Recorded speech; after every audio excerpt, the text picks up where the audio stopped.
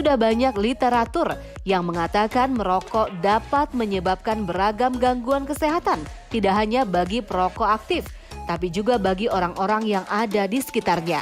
Tak jarang para pria yang merokok lebih memilih menghindar, terutama saat ada wanita hamil, dikarenakan asap rokok dapat menyebabkan gangguan kesehatan pada janin. Benarkah? Lantas, gangguan kesehatan apa ya yang akan muncul dan bagaimana membuat janin agar tetap sehat? Simak Bincang Sehat Dr. Ekles dan juga dokter spesialis kebidanan dan kandungan Putri Adina di segmen kali ini. Nah, ini mungkin menjadi concern kita bagi ibu-ibu yang sedang hamil ataupun bapak-bapak di rumah. Apa sih kriteria dikatakan janin itu tidak sehat? Gimana ciri-cirinya, dokter? Oke, kalau kita ngomongin janin tidak sehat sebenarnya kan itu kompleks banget ya. Jadi multifaktorial, kita harus ngomonginnya dari ibunya seperti apa.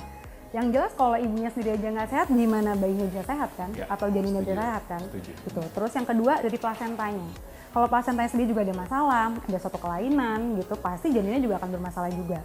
Tentunya janinnya sendiri gitu. Janinnya kalau memang ada kelainan kongenital, pasti juga tidak sehat juga nantinya kan gitu.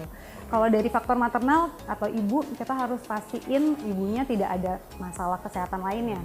Paling sering kan tekanan darah tinggi, Hipertensi ya? betul, atau kencing manis dalam kehamilan gitu. Ketika itu ditemukan, kita harus melakukan evaluasi menyeluruh dulu, karena kan itu sangat berdampak terhadap pertumbuhan dan perkembangan janin gitu. Atau dari faktor nutrisi, kalau nutrisinya aja berkurang atau tidak optimal ya bagaimana gitu ya, janinnya bisa tumbuh dengan baik juga gitu. Dan janinnya sendiri kita pastikan dia tidak ada kelainan kongenital, lalu dia juga perkembangan dia selalu sesuai dengan usia kehamilannya gitu. Dan kalau kita lihat dari ciri-cirinya, sebenarnya bisa kita lihat dari subjektif dok. Ya, gitu. seperti apa dokter? Jadi kalau misalnya kita lihat, kita tanyakan aja dengan pasiennya, gimana sih gerakan janinnya gitu. Di trimester 2, di atas 20 minggu, biasanya gerakan janin itu udah mulai terasa gitu. Oke, di atas 20 minggu 20 ya? Minggu, betul. Jadi itu bisa jadi sign buat kita sendiri sebagai dokter dan juga pasiennya. Ya. Kalau gerakannya juga berkurang atau malah tidak ada, jangan-jangan janinnya lagi nggak sehat di dalam gitu. Atau pada saat kita lihat gitu ya, kok ini perutnya nggak sesuai dengan usia kehamilan nih, lebih kecil mungkin atau malah lebih besar, kita juga harus tanyakan jangan-jangan nih ada sesuatu pada janinnya. Dan itu harus secara objektif kita periksakan pastinya. Kita lihat dari heartbeatnya seperti apa, denyut jantung janinnya. Kalau dia 120 sampai 160, insya Allah sih dalam keadaan yang baik. Nah, kalau gerakan janin itu kan ini yang mudah mungkin bagi ibu-ibu di rumah ataupun keluarga yang menantikan kelahiran bayi. Nah, gerakannya bisa dihitung nggak? Maksudnya dalam satu hari ada 1 sampai 2 kali atau gimana dokter? Oke, jadi ada patokannya ya kita bilang ya. Jadi biasanya kita memberi patokan dalam 12 jam itu minimal 10 kali gerakan. Oh, dalam 12 jam 10 kali gerakan minimal. Ya, jadi kita bilangnya fetal kick count atau tendangan janin gitu. Ketika kita sudah tahu bahwa janin itu kurang dari 10 kali mungkin atau dia malah kok cenderung diam ya. Hati-hati, siapa tahu ada sesuatu terjadi pada janinnya. Tadi kan faktor dari ibu mempengaruhi kesehatan janin seperti riwayat diabetes atau gula darah ataupun hipertensi. Ya. Nah, sekarang kan ada mungkin yang beredar di masyarakat di faktor bapaknya nih, suaminya. Kadang-kadang ada kebiasaan merokok gitu. Merokok pada saat juga istri sedang hamil. Otomatis kan mengganggu juga pernafasan ya bagi si ibu yang sedang hamil. Tapi yang jadi pertanyaan, apakah berpengaruh juga bagi si janinnya? Karena banyak pertanyaan soal merokok nih. Gimana dokter? Oke, rokok sendiri kan kita tahu ya ada asapnya gitu ya. Jadi sebenarnya berbahaya itu adalah asap rokoknya. Asap rokok itu yang supaya kita tahuin, dia itu mengandung beribu-ribu senyawa kimia yang berbahaya. Kalau kita tahu kan dia menyebabkan kanker gitu ya. Tapi ternyata itu dampaknya juga ke ibu hamil dan juga ke janinnya. Salah satu yang mungkin kita tahu kan nikotin gitu ya. Tapi nggak cuma nikotin doang loh, ternyata ada karbon monoksida, ada formaldehid di situ, ada arsen, ada nikel dan lain-lain gitu. Nah, karbon monoksida aja itu kan dia memiliki efek yang dia mengikat oksigen. Ketika ibu yang sedang hamil itu dia menginhalasi, dia akan mengikat oksigen. Jadi pastinya oksigenisasi kekurangan oksigen. Nah, betul. Jadi itulah yang menyebabkan jadinya bisa pertumbuhan janin terhambat gitu. Bahkan nantinya plasenta pun bisa terdampak, solusio plasenta.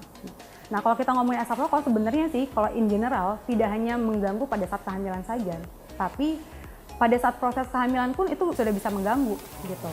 Kalau di saat kehamilan selain tadi janinnya jadi terhambat gitu ya pertumbuhannya, janinnya juga ada peningkatan resiko kelainan kongenital.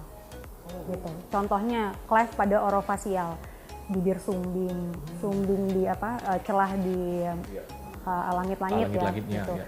Atau ada kelainan perkembangan saraf janin, paru-parunya juga terdampak.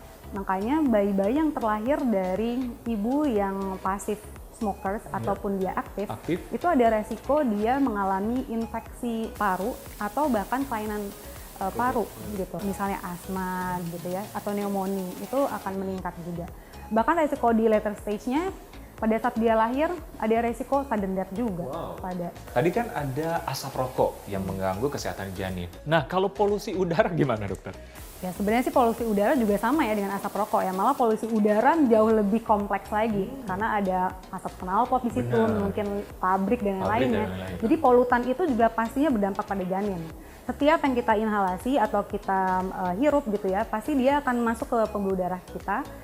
Ada beberapa yang mengikat mungkin oksigen, jadi menyebabkan pastinya pertumbuhan janin atau perkembangannya juga akan berdampak gitu. Dokter Putri, mungkin terakhir ini tips bagi para ibu-ibu nih yang menyaksikan, apalagi yang sedang hamil, supaya menjaga kesehatan janin dan janinnya tetap sehat.